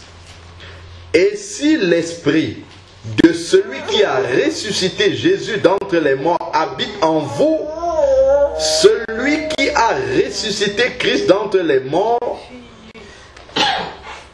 donnera aussi vie à vos corps mortels par l'esprit qui habite en vous. Donc, c'est parce que, justement, ce même esprit a déjà ressuscité Christ, le Saint-Esprit, qu'il peut aussi, c'est la garantie, justement, que le Saint-Esprit va aussi nous ressusciter le dernier jour, à condition, bien entendu, comme il a dit là, si l'Esprit de Christ vit en nous, que nous gardions l'Esprit de Dieu jusqu'à la fin.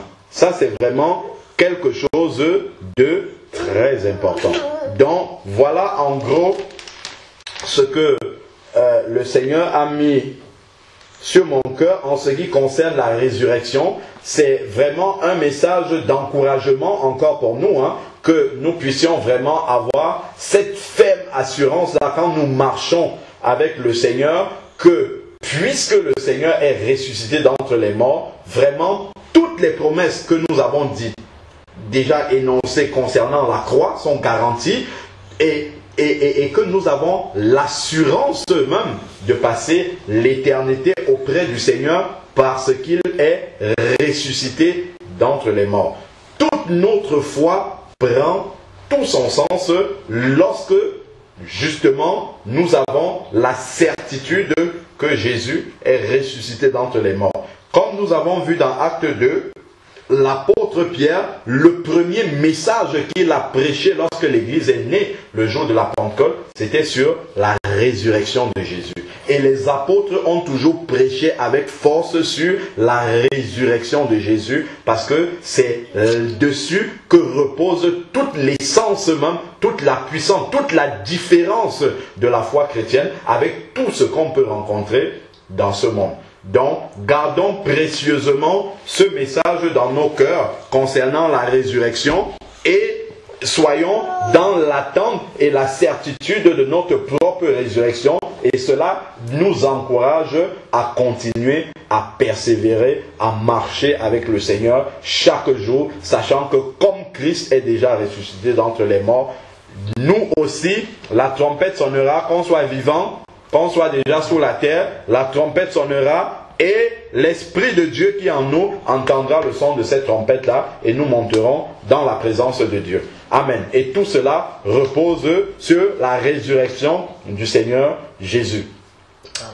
Père, nous voulons te bénir encore pour ce message que tu viens de nous apporter encore, Seigneur Père. Merci parce que tu fortifies encore au travers, Seigneur Dieu, de ce message l'assurance même de notre salut, l'assurance de notre foi, Seigneur Père. Lorsque nous voyons toute la puissance qu'il y a dans la résurrection de Jésus, Père, nous croyons véritablement que nous n'avons pas placé notre foi, Seigneur, dans quelque chose qui est sans fondement. Nous ne sommes pas en train de croire en vain, Seigneur Père, mais parce que vraiment, Seigneur Dieu, il y a la résurrection de Jésus. Père, nous avons cette certitude-là. C'est voilà pourquoi dans Hébreux 11, Seigneur Père, nous pouvons confesser que notre foi est l'assurance, la certitude même de ce que nous pouvons confesser et que nos yeux ne voient pas encore. Père, mais tout cela est vrai parce que Jésus est revenu de la mort à la vie, Seigneur.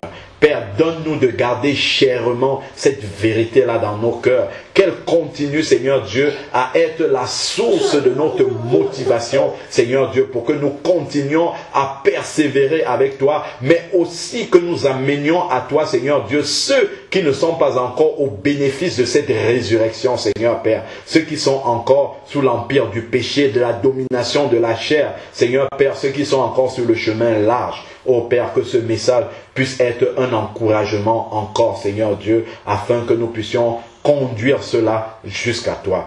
Père, que ton nom soit béni. Continue, Seigneur Père, à nous révéler encore davantage en profondeur ce message, Seigneur Père, afin que nous puissions grandir toujours, Seigneur Dieu, dans la révélation de l'œuvre accomplie par Jésus, Seigneur, au nom de Jésus-Christ. Amen. On peut encore le dire, hein, parce que justement... Je comprends ça, mais bon, pourquoi il y a des gens qui vont rester? Ah oui, non, ben bien sûr. C'est pour ça que la foi dans la résurrection, ça le message l'a dit aussi, la foi dans la résurrection de Jésus ne doit pas être intellectuelle. Tu vois, c'est-à-dire ça reste dans la tête. Il y a beaucoup de gens qui croient dans la résurrection de Jésus, mais ce n'est pas suffisant. La résurrection de Jésus doit avoir une incidence pratique dans notre vie. Sinon, notre foi est creuse, elle est vaine, elle n'est qu'un tambour qui résonne.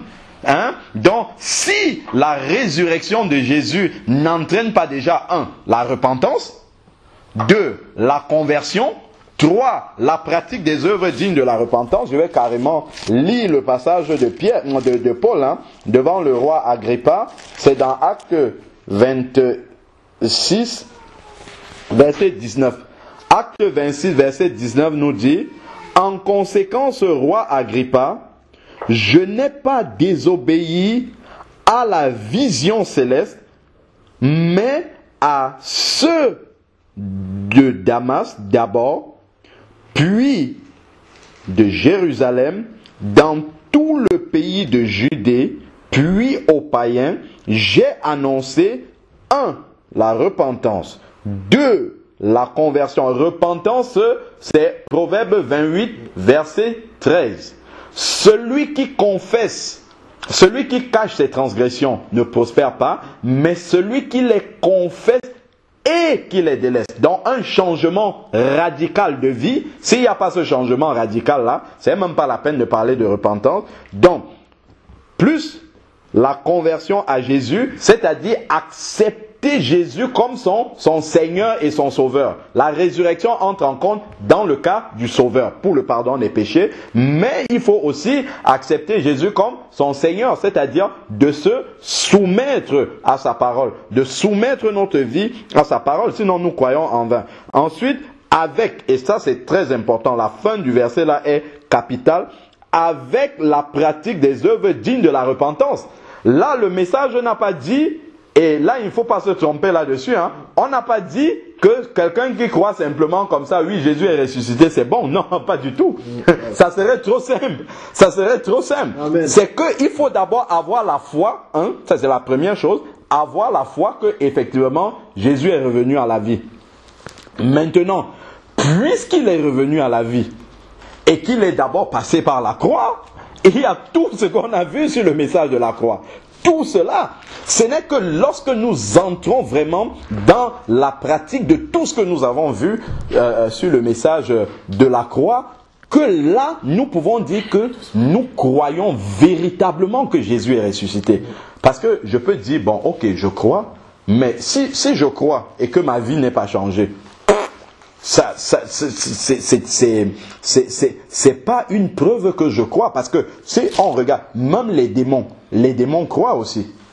Ils croient en Jésus. Quand on voit Jésus arriver, je ne sais plus si c'était chez les Gadaréniens, où il y a des personnes possédées qui viennent devant lui et qui disent, les démons commencent à parler en disant: qu'y a-t-il entre toi et nous, fils de Dieu? Es-tu déjà venu nous juger avant le temps? Envoie-nous dans le troupeau qui est en train de paître là-bas. Et qu'est-ce que Jésus a fait? Il a exaucé même les démons. Il les a envoyés dans le troupeau et le troupeau est tombé dans la falaise et s'est écrasé. Donc, même les démons croient en Jésus et tremblent. Mais la différence, c'est qu'ils croient, mais ils n'obéissent pas. Nous, on croit, et la preuve que nous croyons, c'est que nous obéissons. Donc, quelqu'un ne peut pas dire qu'il croit sans obéir.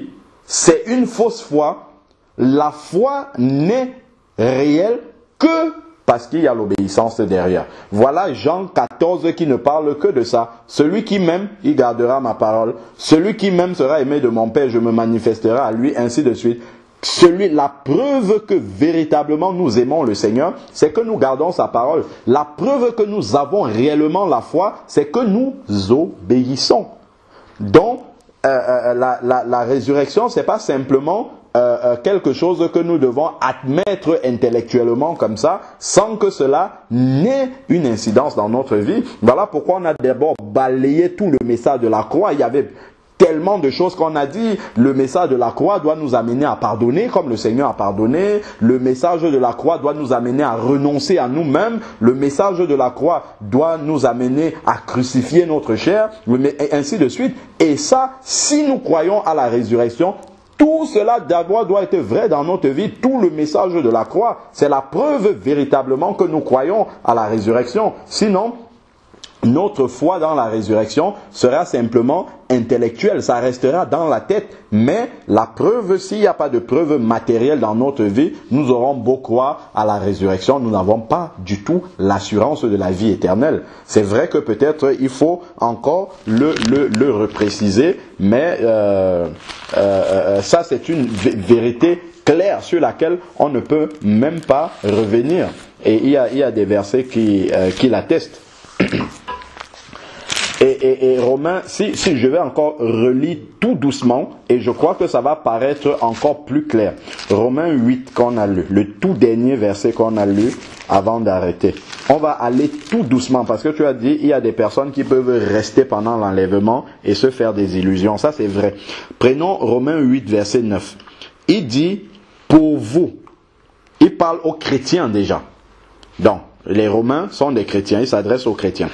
Il dit, pour vous, vous n'êtes plus sous l'emprise de la chair, mais sous celle de l'esprit. Ça, il s'adresse à des chrétiens et il fait une affirmation, mais après la virgule, il met une condition. Il met le si, et il ne faut surtout pas oublier le si qui est là. Si du moins l'Esprit de Dieu habite en vous.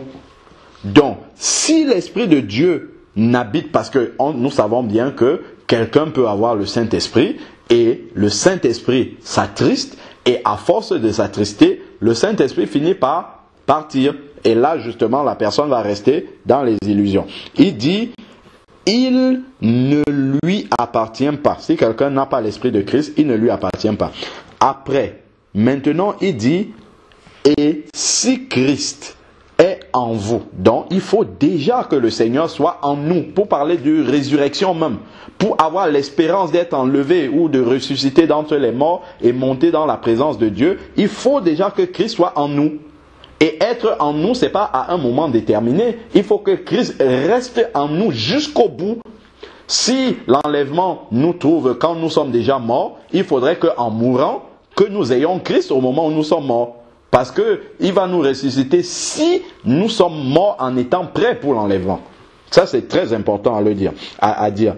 Et si Christ est en vous, le corps, il est vrai. Ce n'est que si Christ est en nous, ce n'est que si le Saint-Esprit est en nous que ce verset-ci il est vrai, le corps est mort à cause du péché, mais l'esprit est vie. Donc, l'esprit, nous avons la vie éternelle uniquement si Christ est en nous, si le Saint-Esprit continue à vivre en nous, à cause de la justice. Verset 11. Et si l'esprit de celui qui a ressuscité Jésus d'entre les morts habite en vous, il y a beaucoup de si là dans ce passage-là. Il faut que le Saint-Esprit habite en nous au moment où nous mourrons. Celui qui a ressuscité Christ d'entre les morts donnera aussi vie à votre corps. Pourquoi? Parce que au moment où la trompette va sonner, celui qui est dans la tombe là-bas, le corps est mort, le corps ne vit plus, le corps ne peut plus entendre. Les oreilles qui étaient sur ce corps ne peuvent rien entendre. Donc, c'est le Saint-Esprit qui l'avait en mourant, qui va entendre le son de la trompette et répondre à l'appel. Donc, s'il n'avait pas le Saint-Esprit, il restera dans la tombe, il ne sortira pas. Donc si l'esprit de celui